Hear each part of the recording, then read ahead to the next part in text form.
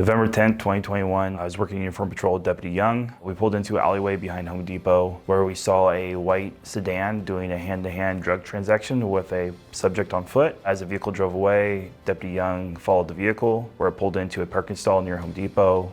A female got out of the driver's seat. He exited our vehicle and made contact with her. She kept telling us that we can't search her, we couldn't touch her because she's a female, so I just had Young call for a follow for a female to come search, which Deputy Dean was our closest female follow. I walked over the passenger side window, it was rolled down. I looked inside and saw what appeared to be narcotics near the gear shifter. I reached in and I grabbed the small little bindle, which I did not know was open, exposing their narcotics inside.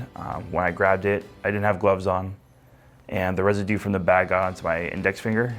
I used hand sanitizer, which I didn't know. Opens up your pores with all the alcohol.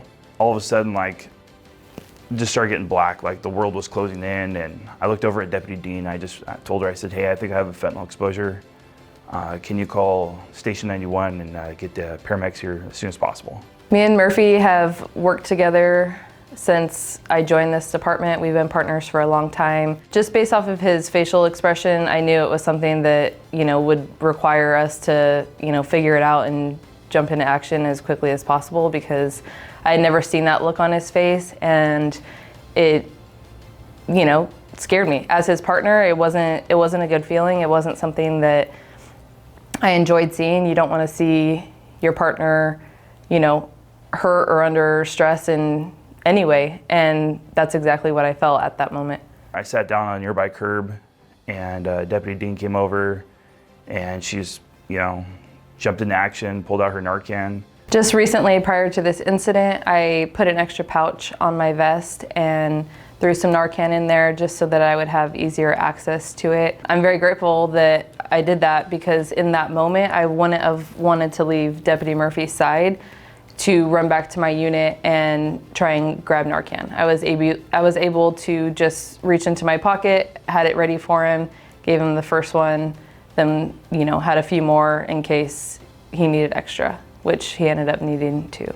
I was transported to UCI in the back of an ambulance with Deputy Young sitting by my side. And as we got there, they treated me just for possible fentanyl exposure, and shortly after we found out I actually was exposed. One of the most important things about this job isn't just while we're at work, helping the people that we help and trying to make a difference. It's about the people that we go home to.